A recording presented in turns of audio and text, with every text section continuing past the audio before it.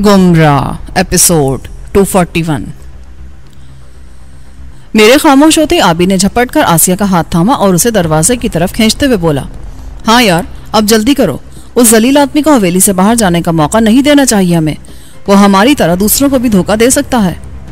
मुमताज आबी पर अपनी राइफल तान कर गरजा, खबरदार एक कदम भी आगे ना बढ़ाना, बच्चे नहीं हैं हम जो तुम्हारी इन बातों में आ जाएंगे। मैंने कहा है ना, अपनी बेगुनाही का यकीन दिलाए बगैर तुम में से कोई भी इस दरवाजे को पार नहीं कर सकता।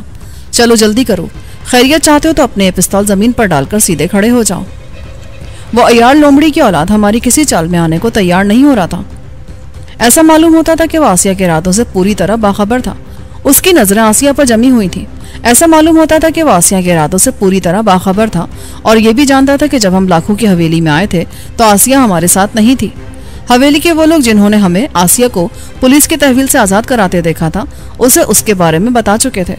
ये उसे मालूम ही था कि रात की तारीकी में लाखों पर एक औरत ने हमला किया था, जिसकी तलाश में इलाके की पुलिस सरगर्दा है, और पुलिस जिस औरत को कुर्ब जवार के किसी इलाके से पकड़ कर लाई थी वो वही औरत हो सकती है। हालात की कड़ियां मिलाना उस जैसे आदमी के लिए कोई मुश्किल काम नहीं था। आसिया और लाखों के झगड़े से बेखबर नहीं था वो, और आसिया जब कुछ दिन यहाँ रही थी तो उसने देखा भी था उसे। इस तरह उसे पहचानता भी था और ये भी जानता था कि लाखों के हाथों आसिया को कितना और किस किस तरह का नुकसान पहुंचा था अब तक। उसकी नज़र में आसिया की हैसियत लाखों के एक ऐसे दुश्मन की सी थी जो लाखों की जान लेने के दर पे हो, और जब एक खुला दुश्मन सामने मौजूद हो तो कोई किसी मफरूजे के ताक़ुब में कैसे दौड़ सकता है। आबी जो आसिया का हाथ पकड़कर बाहर जाने के लिए कदम उठा चुका था, मुमताज की धमकी सुनकर रुक गया था, मगर मैं देख रहा था कि वो मौका मिलते ही कुछ कर गुजरने के लिए पर तोल रहा था। ये बात उसके ही नहीं हम सब के लिए नुकसानदेह साबित हो सकती थी।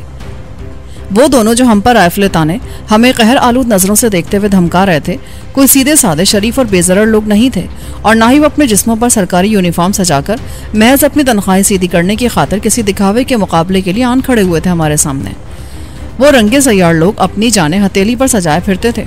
मुमताज हमारे सामने सीना ताने खड़ा तहकीर आमेज निगाहों से आसिया को देखते हुए बोला, मैं तुझे कभी नहीं भूल सकता आसिया, किसी रंग किसी रूप में भी मेरी आंखें तुझे पहचानने में गलती नहीं कर सकती। तू पहले भी इस हवेली को 2 कड़ियल शेर जवानों से महरूम कर गई थी, और आज तो तूने इसे बिल्कुल ही वीरान कर देने का बंदोबस्त कर दिया है।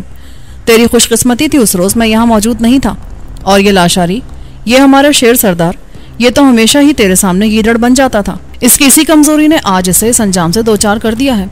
मुझे यकीन है रात को भी तू ही थी जो हमें हमारे 2 नौजवानों से महरूम करके लाखों लाशारी को नीम जां कर गई थी। आधी जान तो तूने इसकी रात को ही निकाल ली थी, बकिया आधी अब निकाल ली है। क्यों, गलत तो नहीं कहा मैंने जनाब गुलाम जिलानी साहब, ये आपकी बहन का ही कारनामा है ना। इससे पहले कि मैं आसिया की सफाई में कुछ कहता, आसिया खुद ही बोल उठी, हाँ बिल्कुल ठीक अंदाजा लगाया तूने, ये मेरे ही हाथों अपने अंजाम को पहुंचा है, और अब मुझे इस बात की कोई परवाह नहीं कि मेरा अंजाम क्या होता है। इसका यही अंजाम होना था, इसे मेरे ही हाथों मरना था, क्योंकि मैंने कसम उठाई थी इस आवारा कुत्ते को अपने हाथ से गोली मारने की, और आज मैंने वो कसम पूरी कर दी है। इसके बगैर मर जाती मैं अगर, तो ये हसरत साथ ही ले जाती अपने, और ये खलिश मुझे कब्र में भी चैन नहीं लेने देती। ये कांटा वहाँ भी मेरे दिल को तकलीफ ही देता रहता, अब कोई खलिश नहीं सताएगी मुझे। यार गुलाम जिलानी, देख रहा है तू, तुझसे तो तेरी ये बहन ज्यादा जीदार है कि अपने जुर्म का यूं एतराफ कर रही है। एक तू है कि किसी तरह मान के ही नहीं देता था ये बात, मुसलसल पर्दापोशी की कोशिश कर रहा था, मगर हम भी कोई चिड़िया तो नहीं मारते रहे अब तक, बंदे मारे हमने भी, तेरे जैसे जियालों के जबड़े ही चीरते आए हम। अब क्या ख्याल है तेरा। मैंने आगे बढ़कर उन दोनों की राइफलों के सामने हायल होने की कोशिश करते हुए कहा, जो होना था वो हो गया, तू इस मामले में टांग अड़ाने की कोशिश ना कर मुमताज, ये आसिया और लाखों का बिल्कुल जाती नौयत का मामला है बच्चे। एक बार उसका दाव चल गया था तो उसने अपनी मनमानी कर ली थी, इस बार आसिया का दाव चल गया और उसने अपने दिल की कर ली। हाँ ये बात तेरी एक हद तक ठीक है, मगर अब ये मामला उन दोनों का नहीं रहा। लाखों लाशारी जिंदा होता तो वो उसे माफ कर देता या मार देता, हम दरमियान में दखल अंदाजी बिल्कुल ना करते, मगर अब वो कोई फैसला करने के काबिल नहीं रहा।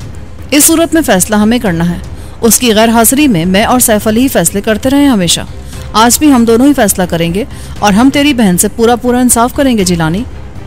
वो मजाक उड़ाने के अंदाज में बोला, मान ले यार मेरी बात को, अभी कुछ देर पहले हम इस आसिया को भी यही समझाते रहे थे कि ये लाखों लाशारी को माफ करके इसकी दोस्ती कबूल कर ले, बख्श दे इस खताकार को, मगर शायद लाखों लाशारी ऊपर से इतनी जिंदगी लिखवा कर लाया था जो उसने हमारी किसी बात को काबिल इतना नहीं जाना, और हमारी हर दलील मुस्तरद करके लाखों लाशारी पर अजल बन के आन गिरी।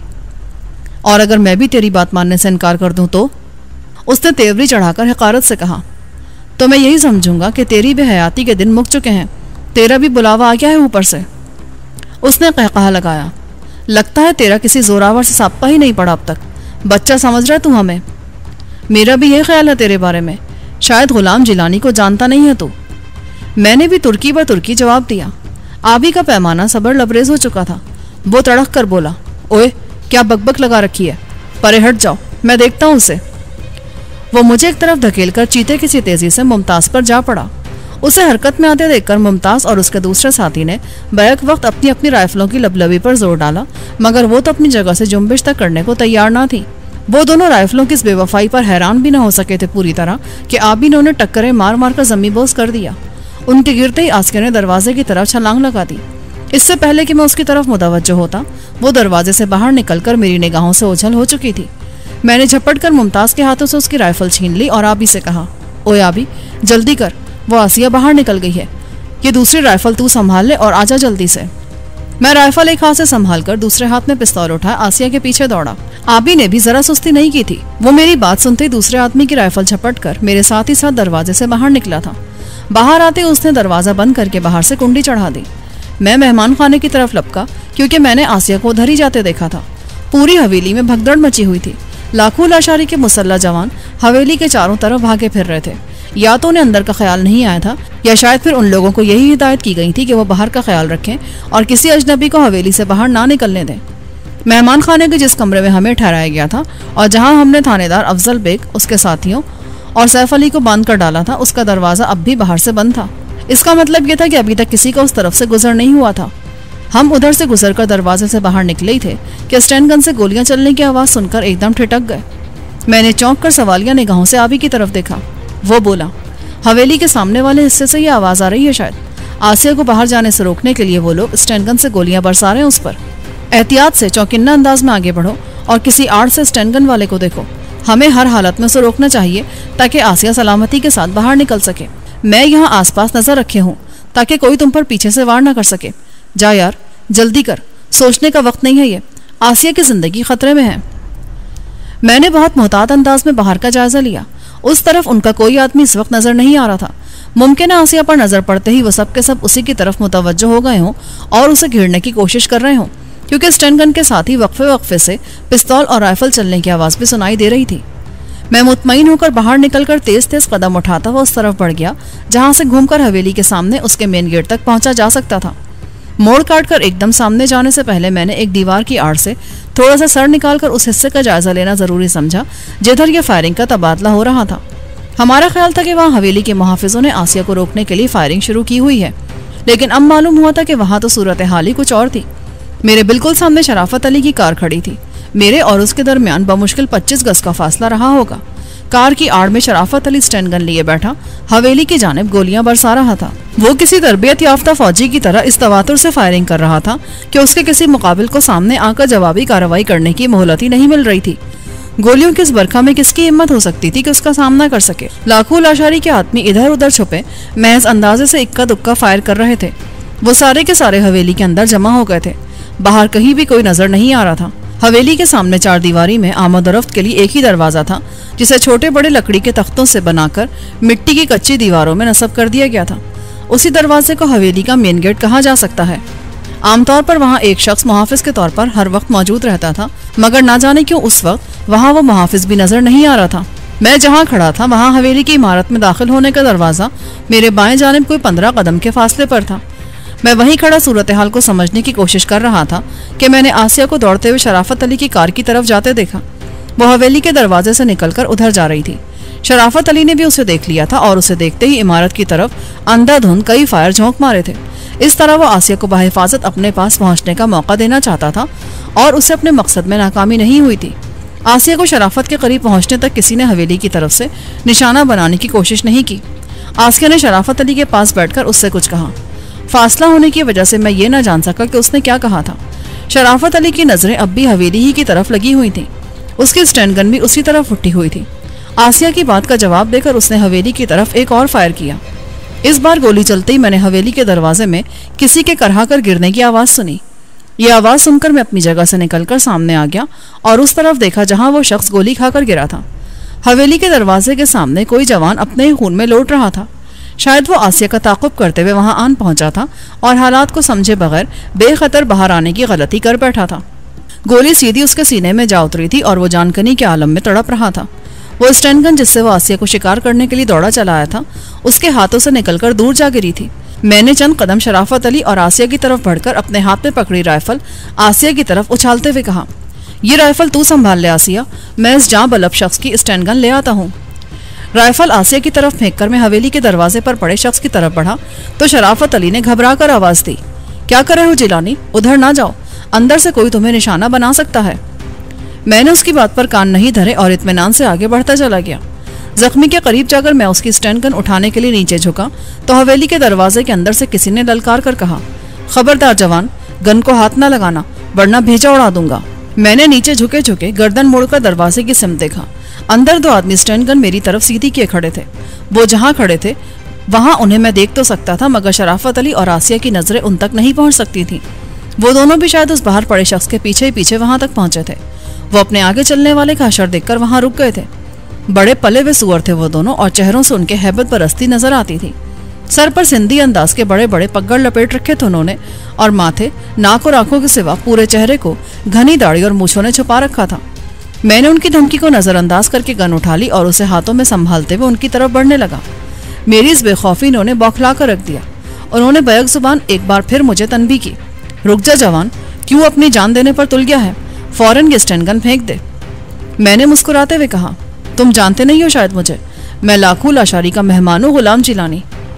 जानते हैं हम तुझे भी और तेरी बहन को भी, जो अभी अभी बाहर निकली है और उसने हमारे इस आदमी को गोली मार दी है। हमने हवेली के अंदर भी गोलियां चलने की आवाजें सुनी थी, वो भी शायद इसी ने चलाई थी। साईं मुमताज देखने गया है।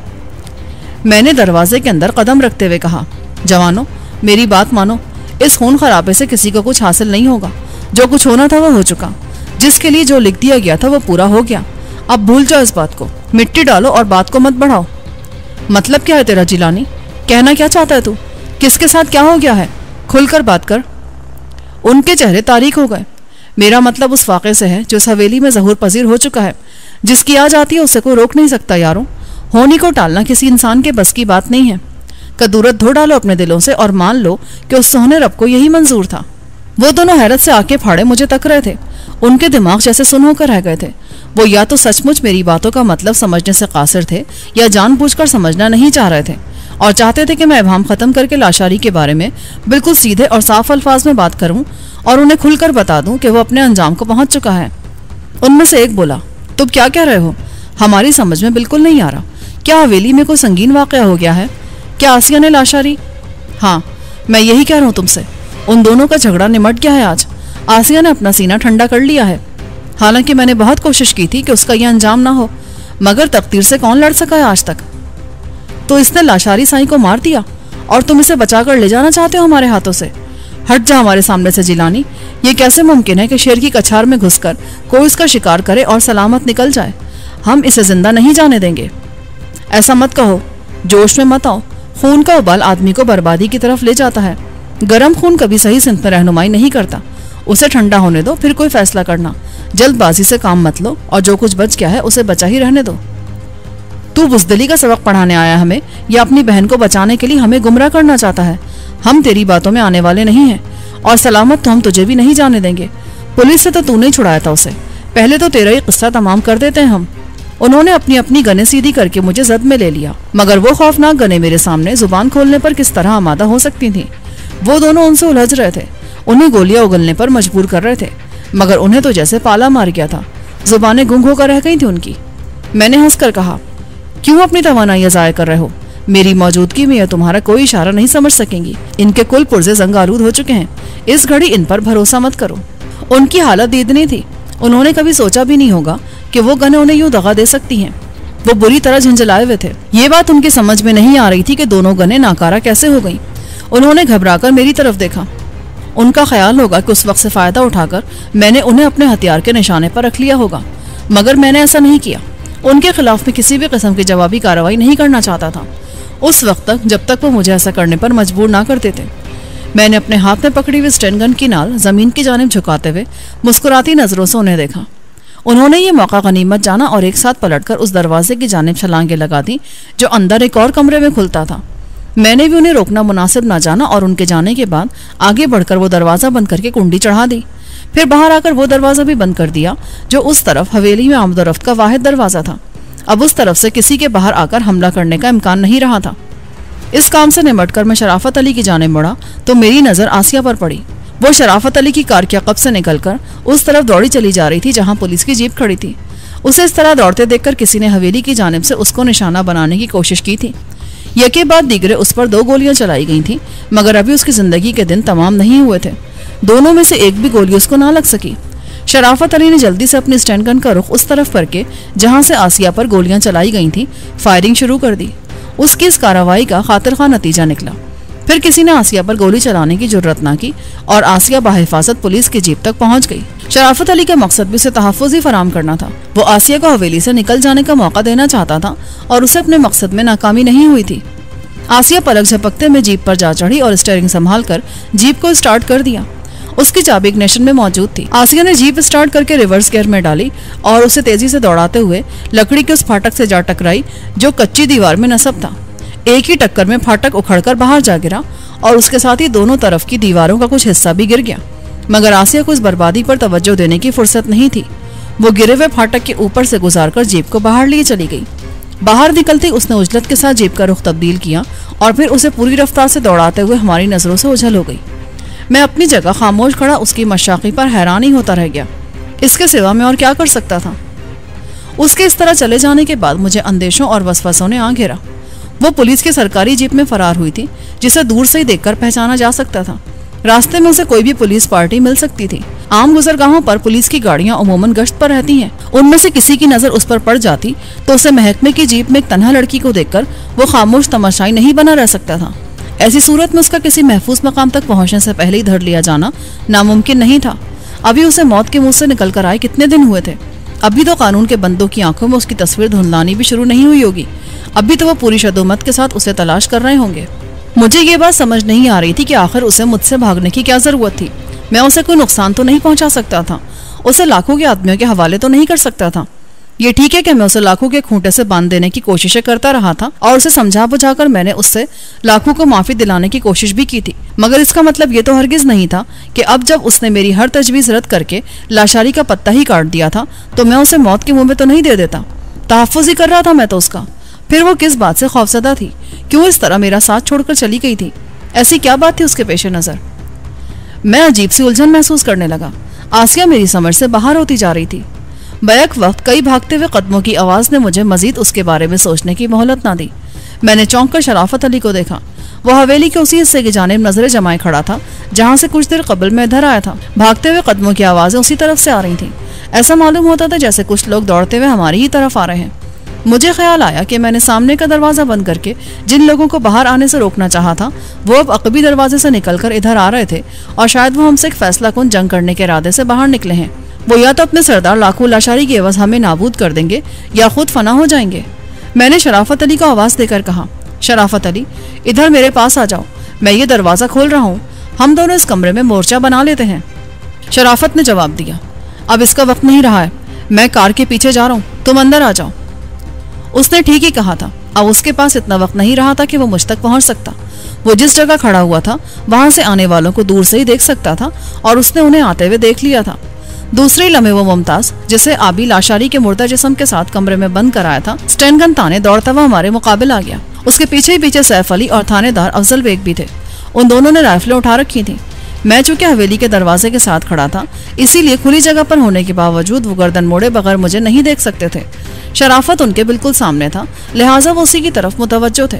मुमताज ने सामने आती शराफत अली पर गोली चला दी, मगर वो भी कोई नाआमोज नहीं था। उसने उन लोगों को देखते ही मेरी बात का जवाब देकर कार के अकब में छलांग लगा दी थी। चुनांचे मुमताज की चलाई हुई गोली उसे कोई नुकसान नहीं पहुंचा सकी। वो तीनों मेरी मौजूदगी से बेखबर शराफत अली की कार की तरफ बढ़ते चले गए। शराफत को देख लेने के बाद उन्हें अपने दाएं बाएं किसी और की मौजूदगी का ख्याल ही नहीं आया था। मुमताज अंधाधुंध गोलियां बरसाता आगे बढ़ता चला जा रहा था और शराफत अली को सर उठाकर जवाबी कार्रवाई करने का मौका ही नहीं दे रहा था। सैफ और अफजल बेग भी राइफलें सीधे किए उसके पीछे ही पीछे बढ़ते जा रहे थे। ये सूरत हाल शराफत अली के लिए बेइंतहा खतरनाक थी। इस तरह तो वो शराफत अली के बिल्कुल सर पर जा पहुंचते और उसे अपने दिफा में एक भी गोली चलाने का मौका नहीं मिलता। लिहाजा मैंने उनकी इस बेखतर यलगार को रोकने के लिए पिस्तौल निकालकर एक गोली मुमताज के सर पर से गुजार दी। मेरी इस कार्रवाई के नतीजे में वो तीनों एकदम जमीन पर औंधे जा गिरे और गिरते ही सांप की तरह बल खाकर मेरी तरफ पलट गए। मैं चंद कदम और आगे बढ़ाया। मुझ पर नजर पड़ते ही मुमताज ने गुस्से से दांत किचकिचा कर कहा, तो तू इधर छुपा हुआ था लोमड़ी की औलाद, तेरी ही तो मुझे तलाश थी। अब मैं देखता हूँ तू कैसे बच जाता है मुझसे। उसने अपनी स्टैंड गन सीधी करके मेरा निशाना लिया और फायर करने के लिए उसके साथ जोर आजमाई करने लगा। वो उसकी आग उगलती हुई गन, जिसके सीने में भरी शीशे की गोलियों ने उसकी सोचने समझने की सलाहियत सल्ब कर ली थी, मेरी जानिब उठते ही गोलियां उगलना भूल गई।